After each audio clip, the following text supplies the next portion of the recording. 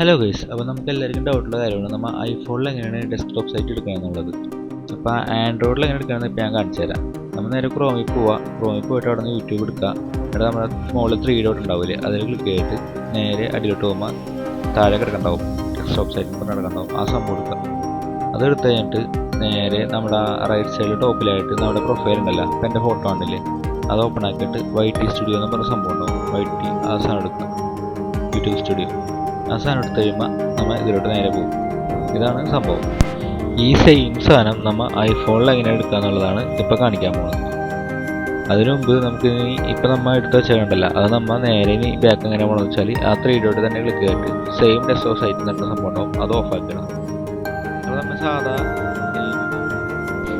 ഇനിയാണ് നമ്മൾ ഐഫോണിൽ എങ്ങനെ ചെയ്യണമെന്ന് നോക്കാൻ പോകുന്നത്. ഐഫോണിൽ എങ്ങനെ ചെയ്യേണ്ടത്, നമ്മൾ സെറ്റിങ്സ് ആദ്യം ഓപ്പൺ ആക്കുക. നമ്മളുടെ ഇതിലുള്ള സെറ്റിങ്സ് ഓപ്പൺ ആക്കിയിട്ട് അതിൽ സഫാരി എന്ന് പറഞ്ഞ് സെർച്ച് ചെയ്യുക.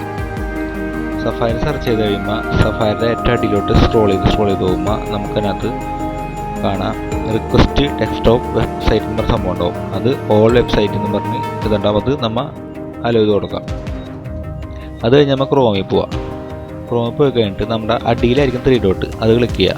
അത് ക്ലിക്ക് ചെയ്യുന്ന സമയത്ത് റിക്വസ്റ്റ് ഡെസ്ക്ടോപ്പ് സൈറ്റ് എന്ന് പറഞ്ഞ് എടുക്കണ്ട, അത് ഞെക്കാം. അത് ക്ലിക്ക് ചെയ്ത് കഴിയുമ്പോൾ നമ്മൾ നേരെ അതിലോട്ട് പോകും.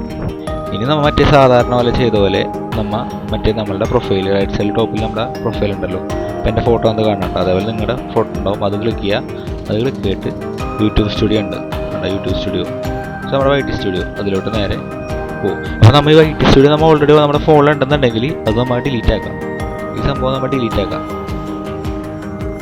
നമുക്ക് ഇതിലോട്ട് നേരിട്ടുള്ള ആപ്പിൽ കൂടെ നമുക്ക് എഡിറ്റ് ചെയ്യാൻ പറ്റില്ല, ഒന്നും ചെയ്യാനൊന്നും പറ്റില്ല. എന്നിട്ട് നമ്മൾ ഒന്നുകൂടി ബാക്ക് വന്നിട്ട് ഒന്നുകൂടി യൂട്യൂബ് സ്റ്റുഡിയോട്ട് കയറി വെക്കാം. അപ്പോൾ അതേ നമ്മൾ ഡെസ്ക്ടോപ്പ് സൈറ്റിലോട്ട് എത്തും.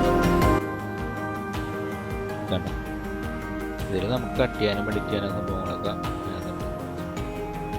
ഇനി ബാക്ക് വന്നിട്ട് നേരെ 3 ഡോട്ട് ക്ലിക്ക് ചെയ്തിട്ട് മറ്റേ സാധാ മൊബൈൽ സൈറ്റിലോട്ട് പോയിട്ട് സാധാ പോലെ യൂട്യൂബ് എടുക്കാം. അപ്പോൾ വീഡിയോ ഇത്രയുള്ളൂ ഗൈസ്. അപ്പോൾ ഇഷ്ടപ്പെട്ട് കഴിഞ്ഞാൽ എല്ലാവരും സബ്സ്ക്രൈബ് ചെയ്യാം. ഓക്കെ.